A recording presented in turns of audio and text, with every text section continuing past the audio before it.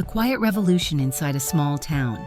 What if the most heroic story ever told wasn't about kings or warriors, but about the courage to live an honest, ordinary life in a world that keeps misunderstanding you? That is The Quiet Thunder of Middlemarch, written by George Eliot and first published in 1871. Beneath its calm English countryside lies a universe of longing, moral struggle, and unspoken dreams. Eliot, born Mary Ann Evans, was one of the great minds of the Victorian age. She wrote under a man's name to escape the limits society placed on women, yet she conquered that world with words sharper than any sword. Before Middlemarch, she'd already given us The Mill on the Floss and Silas Marner, novels that reshaped English realism. Critics now call Middlemarch the crown of her achievement, the novel that Virginia Woolf once said was one of the few English novels written for grown-up people. It didn't win the kind of awards we think of today, but its true honor came later, standing quietly at the top of countless lists of the greatest books ever written. Let's begin with the voice that captures its spirit. If we had a keen vision and feeling of all ordinary human life, it would be like hearing the grass grow and the squirrel's heart beat, and we should die of that roar which lies on the other side of silence. If you love stories that stretch the heart as much as the mind, I'd love for you to like this video, subscribe to Echoes of Books, or support the channel so we can keep bringing great literature to life.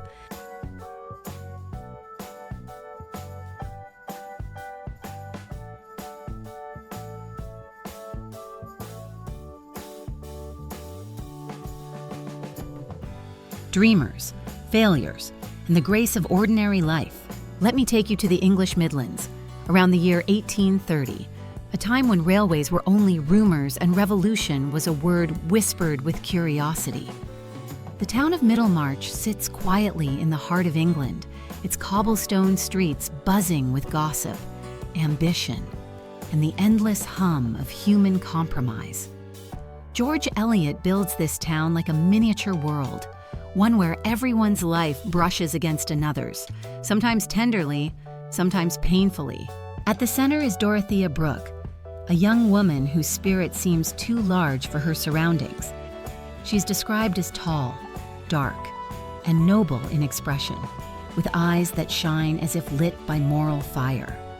Dorothea dreams not of dances or jewels, but of building cottages for the poor, of dedicating herself to something that matters. She reads theology instead of fashion magazines. And in that thirst for purpose, she makes her first great mistake. She marries Edward Casaubon. Casaubon is an aging scholar, gray-faced and frail, obsessed with finishing a massive, mysterious book called The Key to All Mythologies. Dorothea believes she's marrying wisdom, but she's really marrying dust. His mind is vast but lifeless, a desert of footnotes and pride. Soon, her hope turns to silence. She realizes that Casaubon's great work is an illusion, a labyrinth that leads nowhere. In that cold household, Dorothea's spirit dims, though never entirely dies. She is learning one of Eliot's hardest lessons, that intellect without empathy is just another kind of blindness. Across town, another dreamer arrives, Dr. Tertius Lydgate, young, handsome, and burning with scientific zeal. He wants to revolutionize medicine, to heal not just bodies but systems. His clear gray eyes see the future, but not the traps in front of him.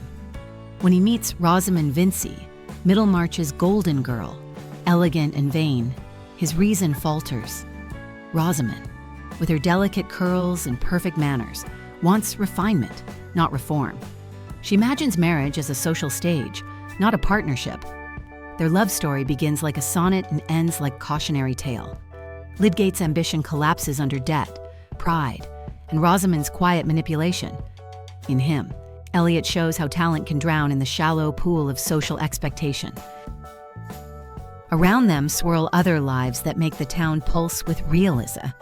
Fred Vincy, Rosamond's brother, is charming but careless, a young man whose good heart keeps tripping over his own foolishness. His slow, clumsy journey toward maturity is guided by Mary Garth, the practical, warm-hearted woman who refuses to marry him until he grows up. Their love story is the quiet antidote to the failures of Dorothea and Lydgate, proof that affection built on honesty can outlast the storms of pride. And then there's Nicholas Bulstrode, the banker who hides a dark past behind religious zeal. His wealth is built on deceit, and when the truth emerges, his reputation crumbles. In Bulstrode, Eliot paints the hypocrisy of moral pretension, the danger of confusing public virtue with private guilt. All these stories interlace like threads in a tapestry. Eliot doesn't rush them. She lets them breathe. She lets us see how gossip spreads, how small acts of kindness ripple outward, how mistakes echo through generations. When Casaubon dies, Dorothea inherits both his fortune and his bitterness. His will tries to control her from beyond the grave. If she marries his young cousin, Will Ladislaw, she will lose everything. But Dorothea's heart has already begun to awaken to Will. He's everything Casaubon isn't: alive, generous, a little reckless. Will is the art student who laughs too easily, who believes the world can still be beautiful. Their growing affection is one of whispers and glances, not declarations. Dorothea wrestles with duty and desire, with the burden of being good and the hunger to be free. When she finally chooses Will, she also chooses herself. The town judges her, of course. Middlemarch always judges. But Eliot allows her heroine a quiet redemption. Love, once purified by suffering, becomes her act of courage. By the novel's end, lives have intertwined and unraveled. Lydgate dies young, defeated but wiser. Rosamond remarries, still unknowing. Fred and Mary build a simple, decent life together. Dorothea and Will move beyond the town, living modestly but with hearts unshackled. There are no grand finales, no thunderous conclusions, only Eliot's serene faith in the moral beauty of ordinary persistence. She ends with words that have become immortal. The growing good of the world is partly dependent on unhistoric acts, and that things are not so ill with you and me as they might have been is half owing to the number who lived faithfully a hidden life and rest in unvisited tombs. That's the soul of Middlemarch, a story not about heroes, but about people who try, fail, and still manage to do some good. It's about the courage to remain kind in a world that rewards self-interest. It's about how even quiet lives can shape the moral weather of a whole society.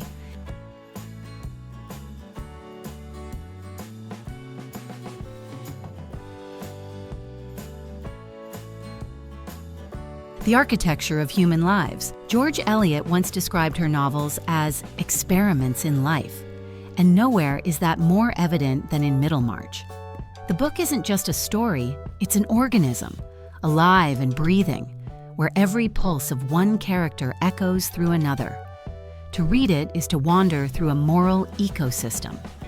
Each choice, each emotion, sends vibrations across the web of the town. Eliot structures the novel like a symphony.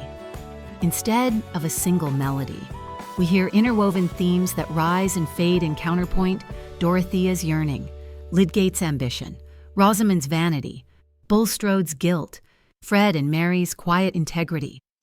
Their stories begin apart, but slowly, like rivers finding one another, they merge into a shared moral current. The result is less like a plot and more like life itself, messy, overlapping, and filled with consequences that no one fully understands. This structure was revolutionary for its time. Victorian readers were used to linear narratives, to heroes and heroines marching toward a clear fate. Eliot instead offers simultaneity, time moving on multiple tracks, destinies colliding by accident and design.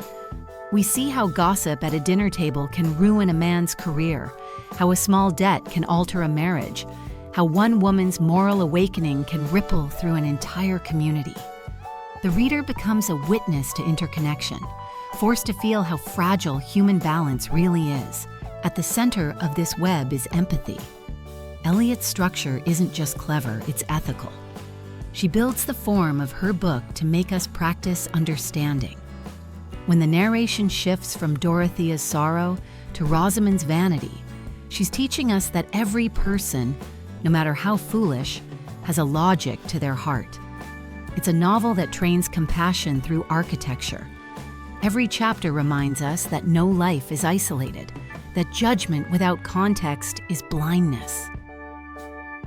There's a haunting precision in how Eliot arranges her chapters.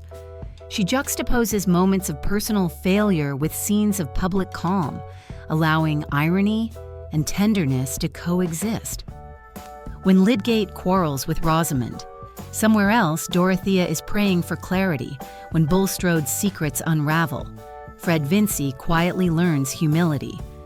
These mirrorings create a rhythm that feels like moral breathing, the inhaling of self-awareness, the exhaling of consequence. What makes this structure so enduring is its truthfulness. Life rarely gives us neat resolutions, and Eliot doesn't either. She lets her characters move in circles, learning the same lessons in deeper tones. That circular rhythm makes Middlemarch feel infinite, as if its world could continue beyond the final page.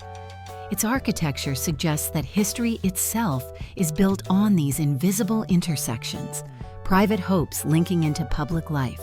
And through that design, Eliot achieves something that few novels ever attempt. She turns the act of reading into an act of moral participation. We're not outside looking in, we're part of the web, caught in the same delicate net of sympathy. When Dorothea finally finds peace, it feels like a tremor running through the entire town and through us.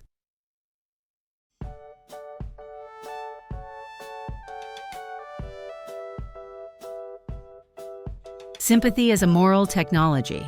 George Eliot believed that literature could expand the heart's capacity, that stories were not mere entertainment but instruments of empathy.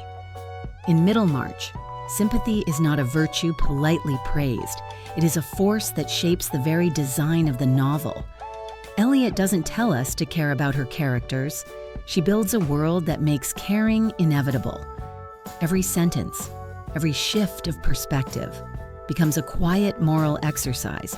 Her narrator is not a distant observer, but a wise companion, sometimes ironic, sometimes tender, always human. She doesn't simply describe emotions. She explains their causes and contradictions, guiding us through the fog of motive. When Dorothea endures the slow disappointment of her marriage, Eliot doesn't ask us to pity her. Instead, she helps us understand her confusion, the mixture of pride, purity, and self-deception that keeps her bound to Casaubon. She writes, "We mortals, men and women, must devour many a disappointment between breakfast and dinner time, keep back the tears and look a little pale about the lips, and in answer to inquiries say, 'Oh, nothing, that line alone transforms ordinary suffering into shared humanity.'" Eliot's prose makes readers feel the heartbeat beneath the mask of daily life. The narration in Middlemarch performs a delicate balancing act. It constantly moves between judgment and forgiveness. When we laugh at Rosamond's vanity, Eliot gently reminds us that vanity is a kind of hunger for love. When we frown at Lydgate's arrogance, she whispers that ambition is often the shadow of idealism. By doing so, she turns moral insight into a habit of perception. The reader learns not to condemn too quickly, not to assume complete knowledge of another's soul. In that sense, the novel becomes what we might call a moral technology, a tool that calibrates our emotional intelligence. What's remarkable is how Eliot uses language itself to produce sympathy. Her sentences are long, winding, full of hesitation. They think before they speak. This rhythm mirrors the process of understanding others, the pause before judgment, the slow unfolding of awareness. Every comma feels like a breath of consideration. The result is prose that feels alive, morally alert. Even her irony has warmth. She never mocks cruelty. She mocks ignorance. She writes as if she wants to rescue everyone from their own blindness. Eliot's moral philosophy, rooted in humanism rather than religion, finds its fullest expression here. In her world, salvation doesn't come from divine grace, but from the ability to imagine another person's pain. She once wrote in a letter that the greatest benefit we owe to the artist is the extension of our sympathies. In Middlemarch, she lives that creed. When Dorothea, after a night of heartbreak, kneels beside Rosamond, not to accuse, but to comfort, Eliot gives us one of the most transcendent moments in English fiction. Sympathy becomes revelation. Two women, bound by misunderstanding, finally see each other clearly, and that clarity feels almost sacred. Today, in a world where quick judgment rules and empathy often feels like a luxury, Middlemarch remains radical. Its moral revolution is quiet but profound. The idea that the imagination of goodness is as powerful as the act itself. By reading it, we practice what Eliot hoped for, the patient art of seeing the world through someone else's eyes.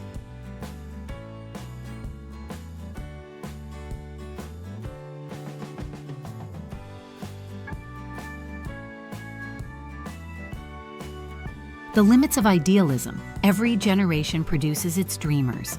And in Middlemarch, George Eliot studies what happens when those dreams collide with the real world. Dorothea Brooke and Tertius Lydgate are twin flames of idealism. She in her moral zeal, he in his scientific ambition. Both enter life determined to reform, to uplift, to bring clarity to the fog of ordinary existence. And both discover that the world does not easily bend to purity of intention. Dorothea's dream begins with reverence. She believes wisdom will save her soul, so she gives her youth to a man who promises knowledge. But Casaubon's world is a mausoleum of thought, where passion is buried under scholarship. His study, full of dust and forgotten volumes, becomes the tomb of Dorothea's spirit. Eliot captures that suffocation with quiet precision. He had not yet learned that the calamity of the ideal is to see too far and feel too little. Dorothea's tragedy isn't that she loves unwisely, but that she mistakes intellect for moral greatness. Her journey is the slow awakening to the truth that goodness isn't something taught from books, it's something lived in relation to others. Lydgate's path mirrors hers in a different key. He arrives in Middlemarch with the fervor of progress in his veins. He dreams of discovering new medical truths, of curing diseases that the old doctors refuse to name. But the town does not want reform, it wants reassurance. He marries Rosamond because she represents refinement, the social validation he secretly craves. His idealism soon drowns in the mundane tides of debt and domestic disappointment. The town that could have been his laboratory becomes his trap. He had fallen into the debasing habit of explaining everything in the way most agreeable to the hearer. Eliot writes, a line that stings like truth. The reformer becomes the conformist. Through both Dorothea and Lydgate, Eliot reveals the moral paradox of idealism. The pursuit of the good can become destructive when it forgets the limits of human weakness. The visionary often fails not because the world is evil, but because the visionary refuses to see the world as it is. For Eliot, disillusionment is not failure, it's initiation. Only by losing their illusions do her characters achieve real moral sight. There's something profoundly modern in this. Eliot writes at the threshold of industrial modernity, when science and religion are beginning to part ways, when faith in progress feels both intoxicating and fragile. Lydgate's laboratory is as much a temple as Casaubon's study, and both collapse under the same pressure, the inability to integrate intellect with empathy. Eliot herself was deeply influenced by positivism, by the belief that human life could be understood through observation and reason. Yet she knew reason alone could not mend the heart. Her own life, a woman who defied social convention, lived with a married man, and still sought moral integrity, was an act of balance between the ideal and the possible. In this tension lies the emotional pulse of Middlemarch. Dorothea's final choice to love Will Ladislaw is not a rejection of her ideals, but a redefinition of them. She learns that goodness is not found in grand gestures, but in small acts of courage, in staying kind when it would be easier to harden. Lydgate, in contrast, never fully recovers. He dies young, working for the same world that misunderstood him, remembered only vaguely as one who might have done great things. His tragedy is the shadow of Dorothea's redemption, a warning that brilliance without humility burns itself out. Eliot doesn't mock her idealists, she mourns them. She treats their failures as the necessary cost of moral evolution. The human soul, she seems to say, grows not by victory but by endurance. The limits of idealism are not the end of hope. They are the beginning of wisdom. And through that hard-earned wisdom, Eliot invites us to see our own lives differently, not as unfinished failures, but as part of the slow, imperfect work of goodness that runs through history like an underground stream. The Gendered Cage. When George Eliot began writing Middlemarch, she was already living a scandal. She was Mary Ann Evans, unmarried, living openly with George Henry Lewis, a man who could not legally divorce his wife. Victorian society saw her as fallen, yet she quietly became one of its greatest moral voices. That tension between public judgment and private truth bleeds into every page of her novel. In Middlemarch, the story of women is the story of constraint, a brilliance, compassion, and hunger for meaning are forced to live inside narrow rooms. Dorothea Brooke's mind is her cage. She dreams of doing good, of making the world more just, but she has no outlet for action beyond marriage. Her intelligence is treated as a curiosity, a kind of social inconvenience. When she speaks of architecture, of reforming estates to help the poor, the men around her smile politely and steer the conversation back to safer topics. I should learn everything then. She says of Casaubon's intellect, not realizing she is choosing her own silence. Her tragedy is not that she chooses wrongly, it's that she has so few choices at all. Casaubon's control over her life mirrors the intellectual patriarchy of the era. He withholds not only affection, but access to knowledge. His study is locked, his research impenetrable, and Dorothea's attempts to help are rebuffed with cold condescension. He fears her insight because it might expose his failure. In this dynamic, Eliot captures the everyday violence of intellectual domination, the way a woman's mind can be quietly buried beneath a man's ego. When Dorothea later realizes that his great work is meaningless, it isn't just disappointment, it's emancipation. Knowledge, in Eliot's world, is a form of freedom denied to women. Rosamund Vincy, by contrast, is trapped in a different kind of cage, one built of mirrors and charm. She is beautiful, cultured, and raised to believe that marriage is her only stage. Her education is ornamental, designed to attract rather than enlighten. Eliot doesn't excuse her vanity, but she shows where it comes from, a society that trains women to value admiration over purpose. Rosamund's manipulation of Lydgate, her craving for luxury, are the symptoms of a system that rewards performance instead of authenticity. She plays her role too well, and it ruins them both. Mary Garth stands at the edge of this system, practical, independent, and morally grounded.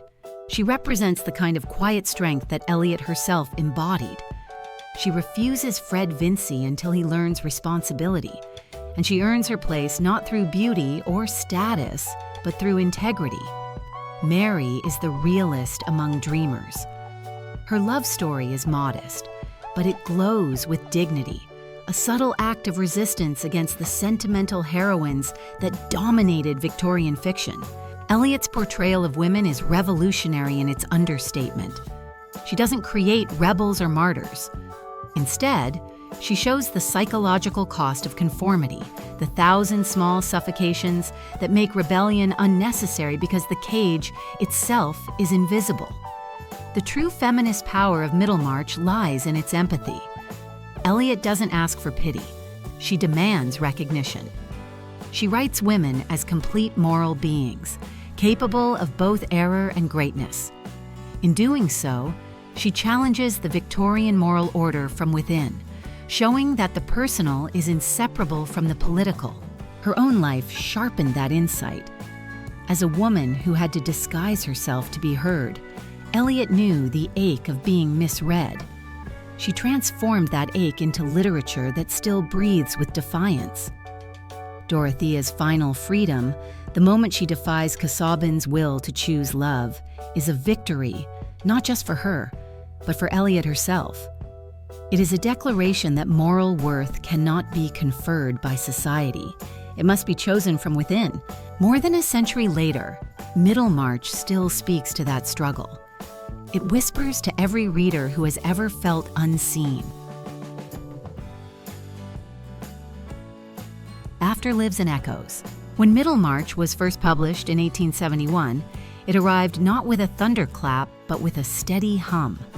Readers admired it, though many didn't yet understand what Eliot had accomplished. There were no riots of praise, no sudden coronations. It was too inward, too intricate, too real for a world that still preferred its stories wrapped in sentiment. But over time, the hum grew louder. Today, the book is not merely admired, it is revered. Critics across centuries have called it the most intelligent, most compassionate, most complete novel in the English language.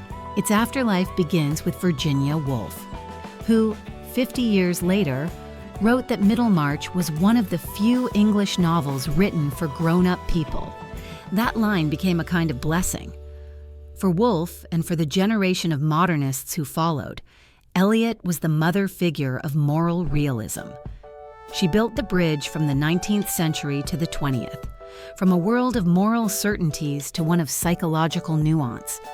The stream of consciousness that flows through writers like Woolf, Joyce, and Proust begins in Eliot's long, patient sentences, where thought itself becomes narrative.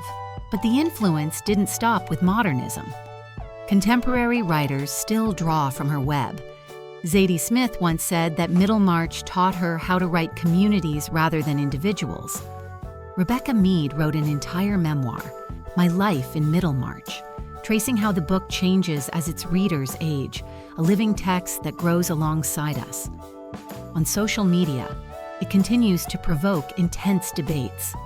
Some readers on Reddit call it the book that rewired my empathy. Others on Twitter confess they couldn't get past page 200. That polarity is part of its magic. Middlemarch demands patience and introspection. It offers no shortcuts. It tests whether we can slow down enough to feel. Film and television have also kept Eliot's spirit alive. The 1994 BBC adaptation remains a quiet masterpiece, with Juliette Aubrey's Dorothea glowing with all the earnest confusion Eliot imagined. Yet what's fascinating is how Middlemarch's DNA seeps into works far beyond the period drama.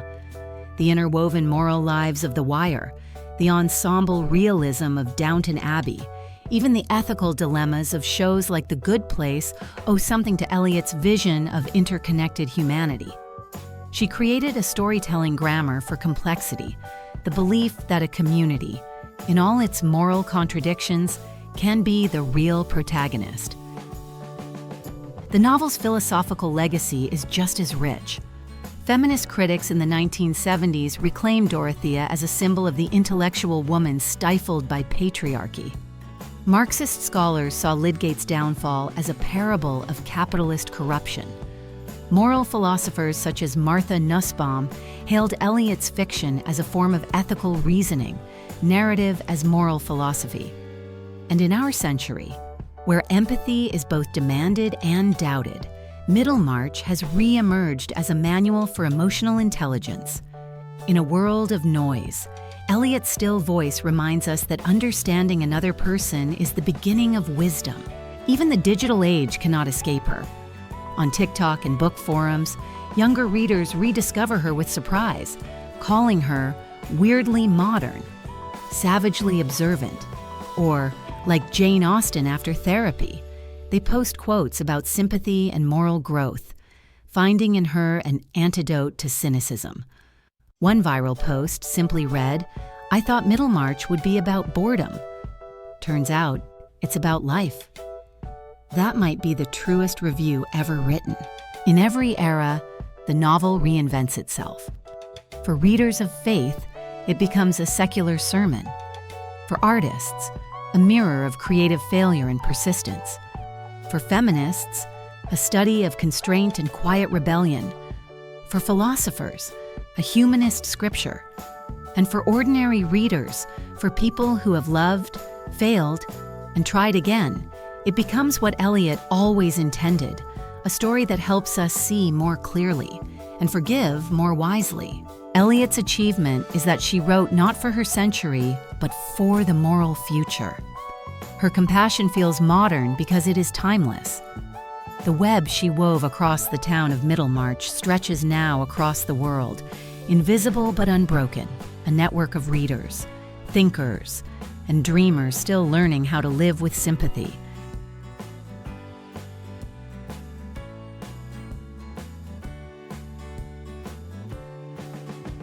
The Quiet Revolution continues. When the last page of Middlemarch closes, there is no grand finale. No fireworks, no villains punished, no angels ascending. Instead, there is quiet, a soft settling of the soul after a long journey through the lives of others. And that quiet is exactly what makes George Eliot's novel immortal. It teaches us that real revolutions happen in silence, in kindness, in the private decisions that no one sees. Dorothea Brooke does not become famous. She never writes a book or founds a movement. Her legacy lives in the invisible influence of her goodness. She learns that love, when purified by pain, can be a moral act. Her full nature, Eliot writes, spent itself in channels which had no great name on the earth, but the effect of her being on those around her was incalculably diffusive. That is Eliot's final gift to us, the idea that the measure of a life is not glory, but the quiet radiance it leaves behind. And that's what makes Middlemarch feel astonishingly modern. It speaks to a world still wrestling with the same questions. How do we live meaningfully when ambition and empathy pull us in opposite directions? How do we hold on to hope when progress disappoints us? How do we stay human when systems, political, and social, and digital, reduce us to fragments of data and noise? Eliot's answer is deceptively simple. We keep learning to imagine one another's inner worlds. We practice sympathy the way others practice faith. She shows that the real epic isn't the rise of nations or the fall of kings, it's the evolution of conscience. The novel's genius is that it makes moral growth feel dramatic, even sacred. The inner lives of ordinary people become the stage where civilization quietly advances. If the 19th century had its revolutions in factories and parliaments, Eliot's revolution took place in the human heart. That's why Middlemarch endures. It doesn't age because its moral weather never changes. We are still Dorothea, reaching for impossible ideals, still Lydgate, tangled in pride, still Rosamond, trying to be admired, still Mary Garth, choosing goodness over glamour. And we are still the town of Middlemarch itself, judging, gossiping, forgiving, learning. The book outlives its time because it is about the endless rehearsal of being human. So maybe, as we finish reading, we're not just closing a book, we're stepping back into our own world a little changed, a little more patient, a little more alert to the quiet heroism around us. Perhaps that's what Eliot wanted most, not to entertain, but to awaken. And now, a question for you. In an age obsessed with speed, spectacle, and self-promotion, do you still believe that a hidden life, a life of decency, patience, and unseen love can change the world? If this conversation about Middlemarch stirred something in you, I'd love for you to like this video, subscribe to Echoes of Books, or share your thoughts below. Tell me which character stayed with you, or how you see yourself in Eliot's web of lives.